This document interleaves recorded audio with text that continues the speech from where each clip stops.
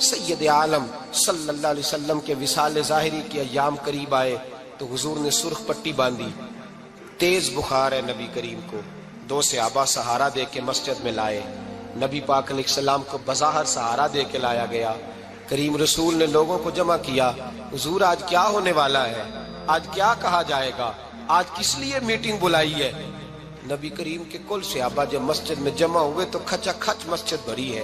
وصال ظاہری سے چند یوم پہلے کی بات، نبی پاک نے فرمایا آج تمہیں کوئی جہاد کی ترغیب نہیں دینی، آج کوئی نیا پیغام نہیں دینا، آج تمہیں بتانا ہے کہ رب نے اپنے بندے کو اختیار دیا ہے، چاہے تو دنیا میں رہے، چاہے تو اس کی بارگاہ میں حاضر ہو جائے۔ اس عبد نے بارگاہ ربوبیت کی طرف لوٹنے کا ارادہ کر لیا ہے۔ حضرت صدیق اکبر رونے لگے تو صحابہ نے کہا تمہیں کیا ہوا؟ کہنے لگے سمجھ نہیں رہے، کسی کی بات نہیں کر رہے، نبی پاک تو اپنی بات فرما رہے ہیں، اس نے جانے کا ارادہ کر لیا۔ سنیے میرے بھائی، محبوب پاک نے فرمایا بھائی کسی شخص کو میری طرف سے کوئی تکلیف پہنچی ہو تو بدلہ لے سکتا ہے، بدلہ لے سکتا ہے، کسی کو تکلیف پہنچی ہو۔ صحابہ پھوٹ کے رونے لگے، محبوبہ کرم ہی کرم ہوا ہے، رحمت ہی رحمت آئی، آپ کے بارے میں گمان کرنے والا بھی دائرہ ایمان سے نکل جائے گا۔ حضور آپ کیا فرما رہے ہیں؟ فرمایا نہیں بھائی اٹھو۔ پیچھے سے جناب عکاشہ بن محصن اٹھے، ہاتھ کانپتے ہیں آگے بڑھے، کہنے لگے یا رسول اللہ، ایک جنگ کے موقع پر آپ نے درہ مارا تھا، ننگی پیٹھ پر صفیں سیدھی کراتے، بات دل میں رہ گئی ہے، میں نے بدلہ لینا ہے۔ نبی کریم نے فرمایا بلال دوڑ کے جاؤ، فاطمہ کے گھر درہ پڑا ہے، درہ لاؤ۔ سیدنا بلال حبشی کہتے میں گیا، دستک دی، سیدہ طیبہ طاہرہ حضرت فاطمہ فرمانے لگی بلال کیسے آئے ہو؟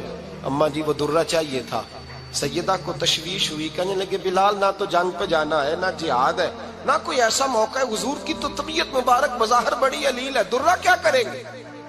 حضرت بلال عرض کرنے لگے اماں جی ایک صحابی بدلہ لینے لگے ہیں، صاحب طبقات نے جملے لکھے ہیں، کہتے ہیں بی بی صاحبہ نے درہ بھی دیا اور امام حسن حسین کو بھی باہر نکالا۔ فرمانے لگی عکاشہ سے کہنا 100 درے مارے، ان دو شہزادوں کے جسم پر نبی پاک کے قریب نہ جائے، میں نے 2 بچے پیدا ہی اپنے محبوب پر قربان کرنے کے لیے کیے، ان کو لے جائے۔ حضرت بلال کہتے میں 2 شہزادے لے کے آیا، اور جب دروازے میں میں لے کے پہنچا تو نبی پاک نے دیکھا تو آنکھوں میں آنسو آ گئے، فرمایا ان کو بٹھا دو، مجھے پتا ہے فاطمہ نے کیا کہہ کے بھیجا ہے۔ حضرت سیدنا بلال فرماتے ہیں درہ میں نے جناب عکاشہ کو دیا، حضرت عکاشہ درہ لے کے آگے جو بڑھے تو حضرت ابو بکر صدیق نے ان کے پیروں پہ ہاتھ رکھا، فرمایا عکاشہ میری طرف آ یار، مجھے مار درے، نبی پاک کے قریب نہ جا۔ مصطفیٰ کریم نے فرمایا ابو بکر تو ہٹ جا، اسے آنے دے۔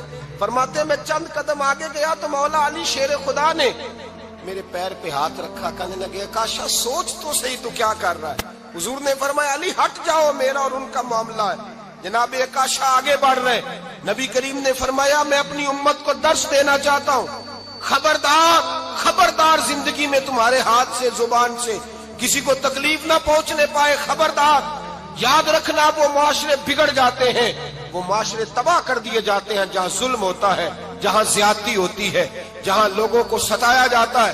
محبوب کریم کے قریب آئے حضرت عکاشہ کا، حضور میری پیٹھ ننگی تھی، آپ بھی ذرا کپڑا ہٹائیے۔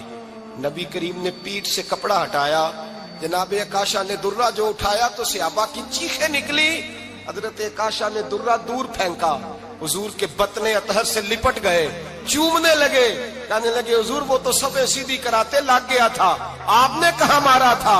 یا رسول اللہ میں تو بہانہ بنا رہا تھا کہ جاتی دفعہ مجھے وجود چومنے کا موقع نصیب ہو جائے، مجھے یہ موقع نصیب ہو جائے۔ میرے حبیب نے فرمایا جس نے جنتی دیکھنا ہو میرے عکاشہ کی زیارت کر لے۔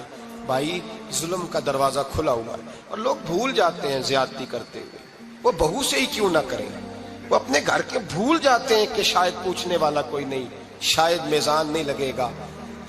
ایران کے بادشاہ نے اپنے بیٹے کو پڑھانے کے لیے ایک استاد صاحب کا بندوبست کیا۔ استاد صاحب کو کہا کہ میرے بچے کو دین پڑھائیے، میں چاہتا ہوں کل اس نے عنان حکومت کو سنبھالنا ہے تو یہ دین سے آگاہ ہو جائے، اس کو کچھ سکھائیے پڑھائیے۔ بہت نیک بزرگ بڑے درویش عالم پڑھانے لگے، اسباق مکمل ہو گئے، دین کے اسباق قرآن مجید پڑھایا، احادیث طیبہ کا درس دیا، اصول فقہ سے روشناس کرایا۔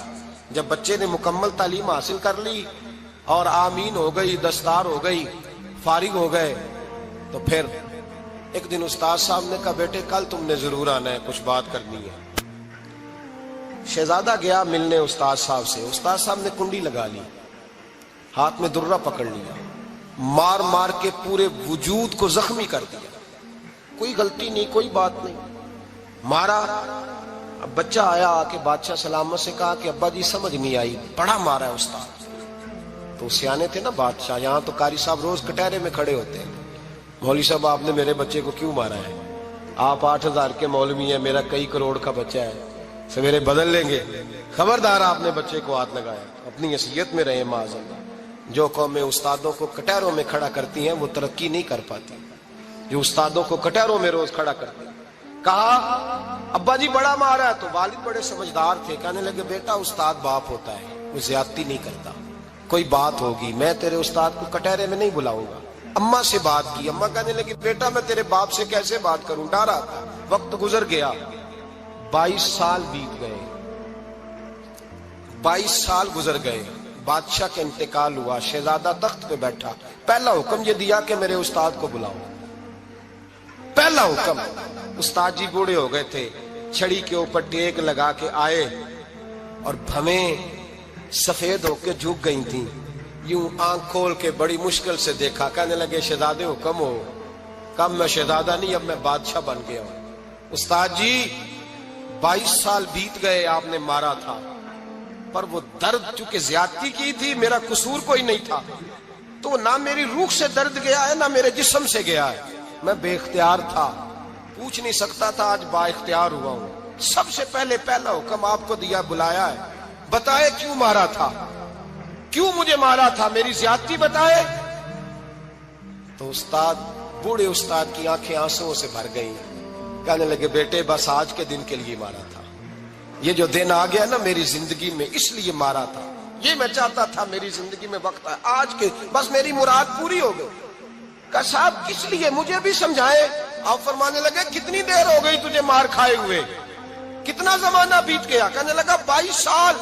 فرمایا زخم بھولے تو نہیں، درد ختم تو نہیں ہوئی، تمہیں بات ایک منٹ کے لیے بھی تمہارے حافظے سے محو تو نہیں ہوئی؟ کہا استاد جی روز رات کو یاد آتی، روز خیال آتا تھا۔ استاد کہنے لگے بھائی تو بے اختیار تھا، پوچھ نہیں سکا، 22 سال تجھے یاد رہا، مجھے پتا تھا تو ایک دن حکمران بنے گا، میں نے تجھے اس لیے مارا تھا کہ بیٹے یاد رکھنا، کسی پہ ظلم نہ کرنا، اگر تجھے 22 سال تک یاد رہا ہے تو جس پر تو ظلم کرے گا اسے بھی قیامت تک یاد رہے گا، اور یہ یاد رکھنا تو آج با اختیار ہوا تو تو نے مجھے بلا لیا ہے، قیامت کے دن غریب با اختیار ہو جائیں گے، مظلوم با اختیار ہو جائیں گے، وہ با اختیار ہوں گے للہ الواحد القہار، رب کریم کی بارگاہ کے اندر ان کا اختیار ہوگا، اکیلے اللہ کی حکمرانی ہوگی، پھر وہ بلائیں گے بڑے بڑے کج کلا، دنیا میں جن کی پگڑیاں اونچی تھی وہ سر جھکائے کھڑے ہوں گے، دنیا میں جو ڈکٹیٹر بنتے تھے ان کی پشتیں لال ہوں گی، ان کو غدار لکھا جائے گا، قیامت تک نہیں بھولے گا۔ ظلم کرنا تو سوچ سمجھ کے کرنا، اتنا کرنا جتنا تم سہ سکتے ہو، اتنی زیادتی کرنا جتنی قیامت میں تم برداشت کر سکتے ہو۔ میرے نبی کریم صلی اللہ علیہ وسلم نے فرمایا ظلم سے بچو، یہ قیامت کے اندھیروں میں سے ایک اندھیرا ہوگا، زندگی میں زیادتی نہ کریں، اگر تھوڑی دیر کے لیے کوئی چیز برداشت کر جائیں گے تو وہ فائدہ دے جائے گی، کچھ دیر کے لیے اگر سہ جائیں گے تو نفع مل جائے گا، سہنے کی کوشش کریں لیکن زیادتی نہ کریں، نظر کو، سوچ کو، ذہن کو پاک رکھیں، اور میرے بھائی زندگی پوری ظلم سے بچیں، زیادتی سے بچیں۔ امیر المومنین حضرت جناب سیدنا عمر فاروق رضی اللہ تعالیٰ عنہ رات گھر میں تھے تو رونے لگے، بڑی دیر تک روتے رہے، والدہ اٹھی تو صاحبزادے سے کہنے لگی پتہ کرو تمہارے باپ کو کیا مسئلہ ہے۔ شہزادے آئے، کہنے لگے امیر المومنین والد گرامی کیا ہوا؟ تو حضرت عمر فاروق کہنے لگے بیٹا اپنی اماں کو بلاؤ۔ والدہ آ گئی، کیا بات ہے، کچھ طبیعت خراب ہے تو حکیم کا بندوبست کیا جائے۔ تو حضرت عمر کہنے لگے کچھ بھی نہیں، آج مسجد سے نکلا ہوں تو نبی پاک کے صحابہ میری تعریفیں کر رہے تھے، یہ حضرت فاروق اعظم کے وصال کے قریب کے دن ہے۔ تعریف ایک تو حضرت یہ رونے کی بات ہے کہ خوش ہونے کی؟ آپ فرمانے لگے نہیں، سوچتا ہوں باہر تو میں اچھا رہا ہوں، پتہ نہیں گھر میں ہی کوئی زیادتی نہ ہو گئی ہو، پتہ نہیں تمہارے ساتھ بھی میرے معاملات ٹھیک تھے کہ نہیں، صحابہ تو تعریف کرتے ہیں، رو رہا ہوں تمہاری وجہ سے نہ الجھ جاؤں، بیوی ہی نہ کہے میرا حق ہی ادا نہیں کیا۔ یہ لفظ کہتے کہتے پہاڑ ہے یہ شخص، کیسر و کسرا کامتے ہیں۔ حضرت عمر رو پڑے، بی بی سے کہنے لگے مجھے اللہ کی رضا کے لیے معاف نہیں کر دیتی؟ میرے اوپر بوجھ تھا امت کا، میں ساری رات مدینے کی گلیوں میں پھرتا تھا، دن سارا مسجد میں گزرتا تھا، میں تجھے وقت نہیں دے پایا، معاف نہیں کر دیتی؟ تو زوجہ کہنے لگی نہیں عمر، میں نے بھی زندگی میں اپنا کوئی سکھ چین نہیں دیکھا، کوئی چاؤ پورا نہیں کیا، میں کیسے معاف کر دوں؟ میں نہیں معاف کرتی۔ حضرت عمر زمین پہ بیٹھ کے رونے لگے، کہنے لگے چل معاف کر دے۔ کہنے لگی ایک وعدہ کرو، قیامت کے دن رب کریم کی بارگاہ میں میری سفارش کرو گے؟ اللہ کی بارگاہ میں عرض کرو گے کہ اللہ اچھی تھی، مجھے کپڑے دھو کے دیتی تھی، روٹی پکا کے دیتی تھی، میری عزت کی محافظ تھی؟ جناب عمر کہنے لگے تیرے ساتھ وعدہ ہے، رب اپنے فضل سے عمر کو جنت دے گا تو عمر تجھے جنت میں ساتھ لے کر کے جائے گا، تیرے ساتھ وعدہ ہے۔ اے بھائی، جن کے دلوں میں احساس تھا کہ ہم سے کوئی زیادتی نہ ہو جائے کسی جگہ، وہ تو یہاں تک معاملہ کرتے تھے، یہاں تک ان کا خیال رہتا تھا۔ عزیزو، ایک تو نظر میں حیا پیدا کریں، والدین کی بہت بڑی ذمہ داری ہے۔ لاکھوں بچے مرضی کی شادیاں کر رہے ہیں، ہزاروں گھر اجڑ رہے ہیں، یہ وہ والا زہر ہے جو ہر گھر میں تیزی سے پھیلتا چلا جا رہا ہے۔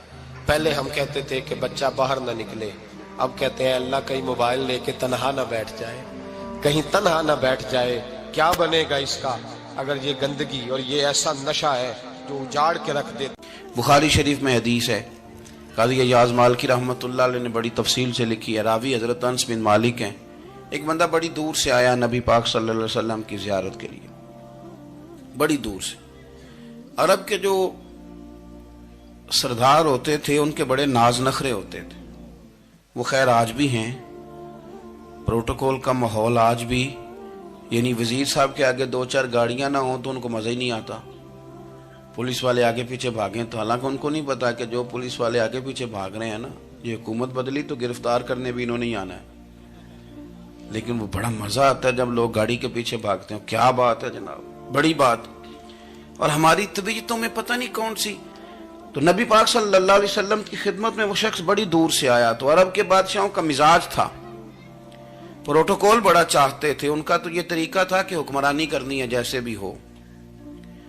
اگر کسی غلام نے دھوپ میں بندھا رہ گیا، اونٹ اور چھاؤں میں نہیں باندھا تو درے مارتے تھے، اور اگر اس نے کھول کے باندھ دیا تو پھر بھی مارتے تھے، کہتے تھے اتنا سیانا ہو گیا تو انہیں پوچھا ہی نہیں، خود بخود ہی باندھ دیا۔ وہ شخص حضور کی بارگاہ میں آیا اور بہت سارے لوگوں کے پاس کیونکہ وہ جاتا تھا اپنے سربراہ کا پیغام لے کے، تو وہ کانپ رہا ہے جب حضور کی بارگاہ میں گیا، ڈر رہا ہے۔ اب ذرا بات کو سمجھنا، نبی پاک صلی اللہ علیہ وسلم نے اس سے فرمایا کیوں ڈرتے ہو؟ سادہ آدمی ہے، دیہاتی ہے، بدو ہے۔ اللہ کے رسول نے تھپکی دی، کیوں ڈرتے ہو؟ تو کہتے حضور مجھے آداب نہیں آتے اور مجھے ڈر آتا ہے، کوئی بات اگر ایسی ہو گئی، آپ مدینے کی حکومت کے سربراہ ہیں، تو کہیں آپ ناراض نہ ہو جائیں۔ حضرت انس بن مالک فرماتے ہیں بات کہاں کی تھی، پہنچ کہاں گئی؟ جب اس نے یہ کہا نا کہ آپ تو حکومت کے سربراہ ہیں، کہیں کوئی غلطی نہ مجھ سے ہو جائے، تو نبی پاک کی آنکھوں میں آنسو آ گئے، حضور رونے لگے، اور نبی پاک صلی اللہ علیہ وسلم فرمانے لگے نہ بھائی، تو کسی حکومت کے سربراہ کے پاس نہیں آیا، نہ تو اس بیٹے کے پاس آیا ہے جس کی ماں گوشت کے خشک ٹکڑے کھا کے بھی گزارا کر لے گی۔ میں تو ایک غریب ماں کا بیٹا ہوں،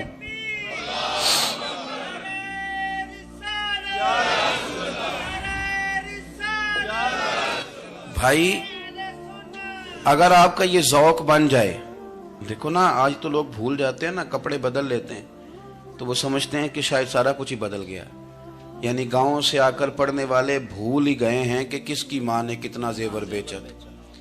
لوگ بھول جاتے ہیں چیزوں کو، اپنے ماضی کو یاد رکھیں، آپ لوگوں کے ساتھ پیار کریں، آپ لوگوں کو موقع دیں، آپ تھوڑی سی اور کوشش کریں اس شخص تک جانے کی جو آپ کو مایوس نظر آ رہا ہے، پریشان نظر آ رہا ہے۔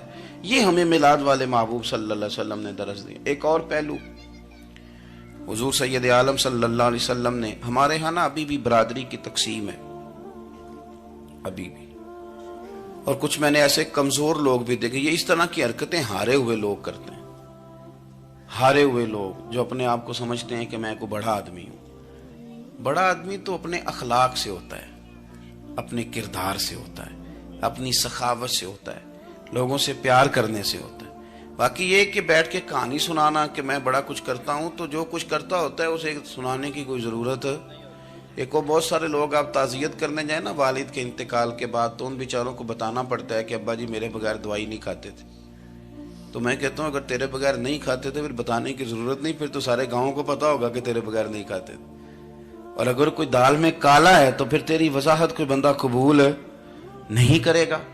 تو آپ کو بتانا کیوں پڑ رہا ہے، اور آپ بار بار اس بات کا ذکر کیوں کر رہے ہیں کہ ہم بہت بڑے قبیلے کے ہیں؟ صاحب اگر آپ بڑے قبیلے کے ہیں تو پتا ہوگا سارے علاقے کو آپ کتنا لوگوں کا خیال کرتے ہیں، آپ کس قدر محبت کرتے ہیں، آپ کا انداز کریمانہ کس طرح کا، پھر آپ کو بتانے کی کوئی ضرورت نہیں ہوتی، پھر خود بخود خبر ہوتی ہے۔ حضرت سیدنا ابو ذر غفاری رضی اللہ تعالیٰ عنہ، قبیلہ بنو غفار ایک بڑی شاخ تھی قبیلوں میں سے، جو لوگ اس زمانے میں مالدار قبیلوں سے تعلق رکھتے تھے، ان میں سے ایک بڑا نام تھا۔ ساری زندگی چودراہٹ کی، لیکن میلاد ایک انقلاب کا نام ہے۔ میں میلاد منانے والے دوستوں سے گزارش کرتا ہوں کہ آپ ہر سال میلاد منائیں، اور ہر سال میلاد کے بعد آپ تھوڑے بدل بھی جائیں، یعنی تھوڑے سے بدل جائیں۔ کچھ لوگ کہیں یار یہ داڑھی میں نے نا 12 ربیع الاول والے دن رکھی تھی، یہ میری میلاد والی داڑھی ہے، اور داڑھی رکھیں بھی نبی پاک کی مرضی کی۔ کس کی مرضی کی؟ نہ ناراض ہو جائے جی میں ٹور چلا، بس کس مرضی کی جی؟ اپنی مرضی کے نہیں۔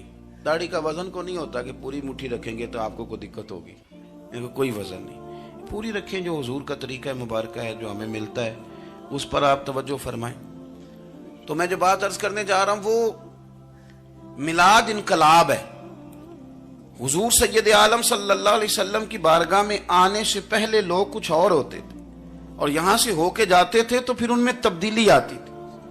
میں سارا دن کرامتیں سناؤں نا کسی کو اپنے پیر صاحب کی، اور اپنے گھر میں بھی کہ میرے حضرت بڑے، میرے استاد بڑے، لیکن بیوی کے ساتھ اگر میں ترش لہجے میں بات کروں گا تو وہ کہے گی اے سکھاندے نے تینوں پیر صاحب، دوست کہیں گے یہ سکھاتے ہیں آپ۔ تو آپ کی کہانیاں نہیں چلتی، آپ کا کردار چلتا ہے۔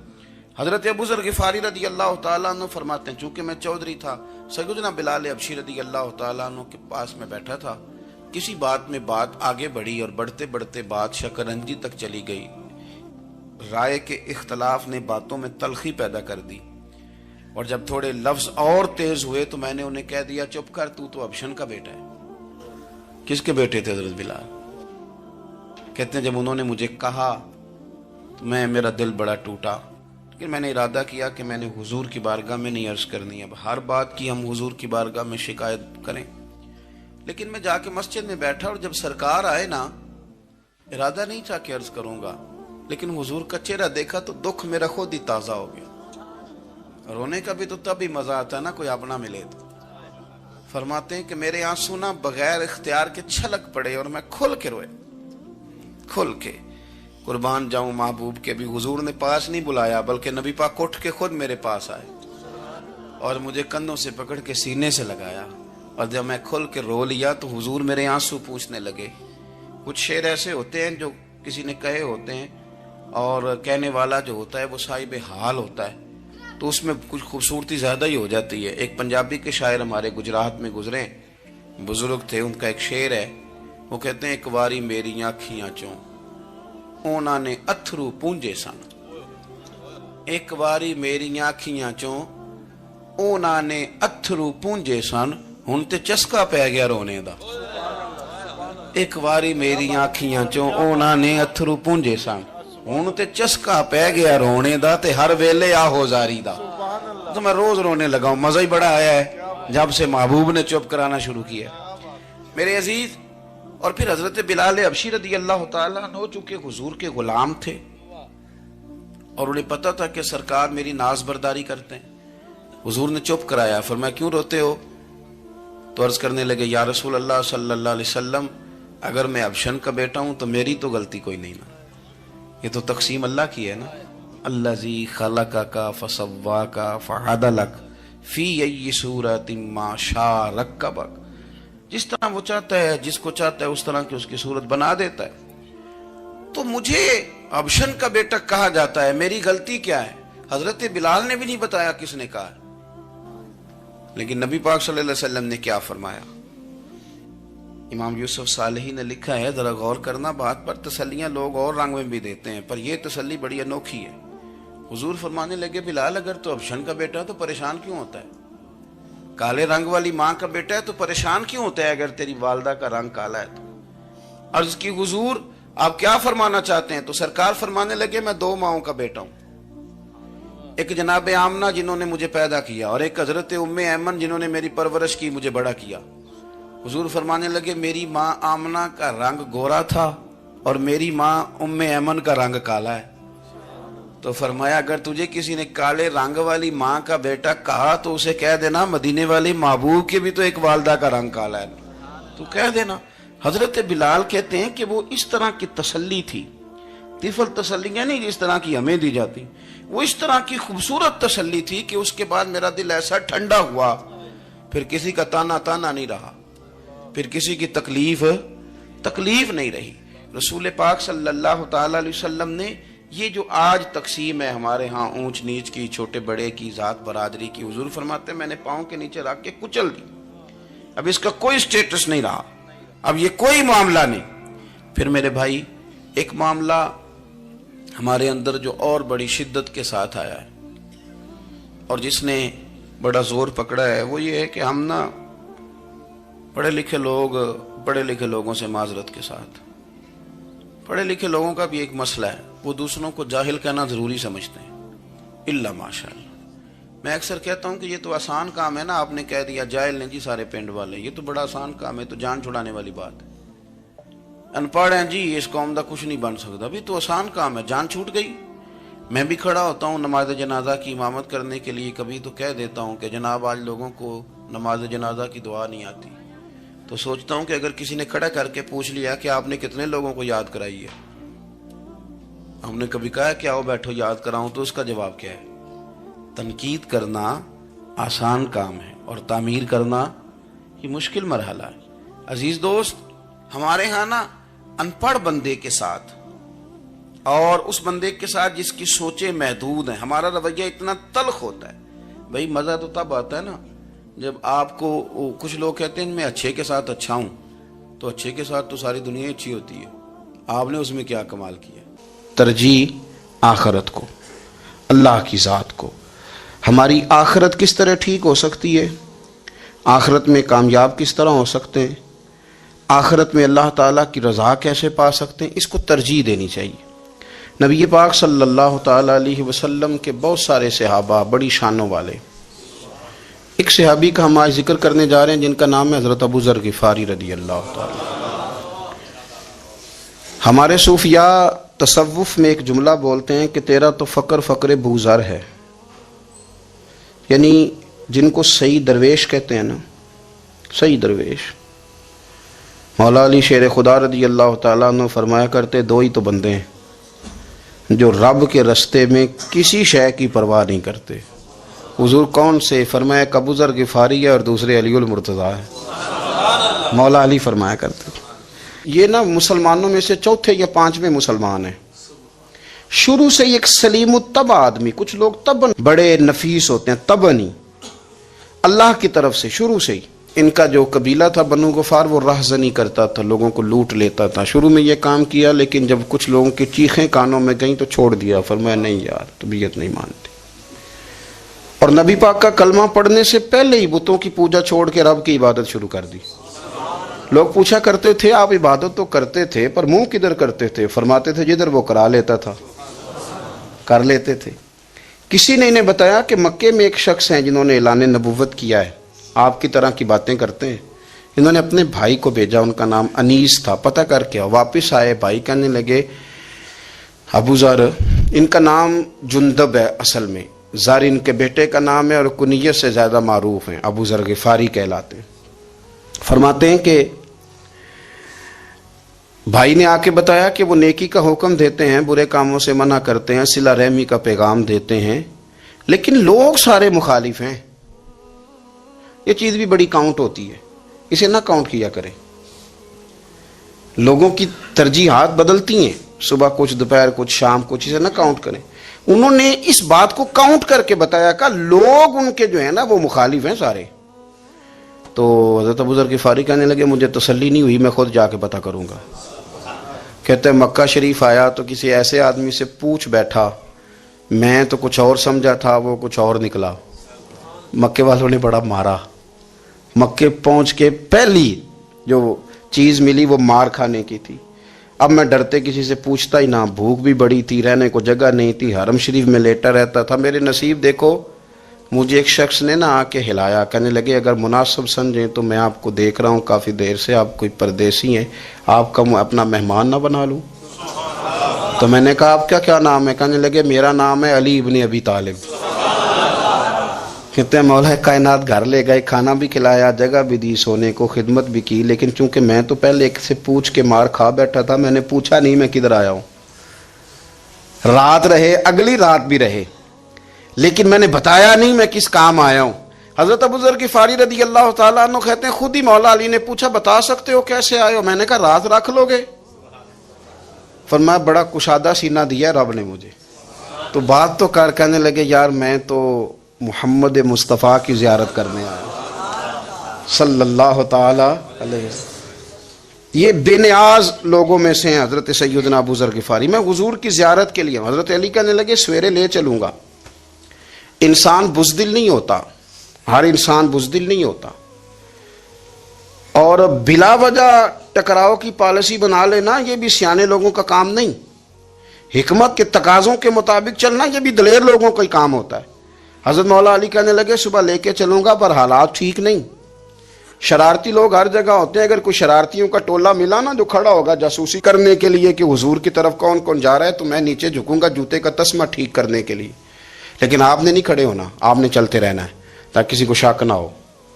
کہتے ہیں اس ترتیب سے حضرت علی مجھے لے کے گئے، میں حضور کی بارگاہ میں پہنچا۔ مولا علی کہتے ہیں بڑے بڑے لوگ سوال کرتے تھے، پر یہ شروع سے سلیم الطبع تھے، مجھے کہہ لینے دینا، جنہوں نے ماننا ہوتا ہے وہ لمبے سوال کرتے ہی نہیں۔ مان جو لیا تو لمبے سوالوں کی ضرورت ہی کوئی نہیں۔ کہتے ہیں لوگ بڑے بڑے سوال کرتے تھے، پر ابو ذر نے 2-3 باتیں ہی پوچھیں اور آگے جا کے کہنے لگے حضور ہاتھ بڑھائیں، مجھے کلمہ پڑھائیں۔ نبی پاک صلی اللہ علیہ وسلم نے کلمہ پڑھایا، فرمایا باہر جا کے نا ابھی ذکر کرنا کہ تم مسلمان ہو گیا، یہ ماریں گے۔ عرض کی حضور انہیں مارنے دے، میں آیا بھی مار کھانے ہوں، انہیں مارنے دے نا۔ پڑا فلک کو کبھی دل جلوں سے کام نہیں، داغ دلوی نے کہا تھا پڑا فلک کو کبھی دل جلوں سے کام نہیں، اور جلا کے راکھ نہ کر دوں تو داغ نام نہیں۔ ماری تو کھانے آئے ہیں، مارنے دے، کرنے دے زور جتنا لگانا ہے لگانے دے۔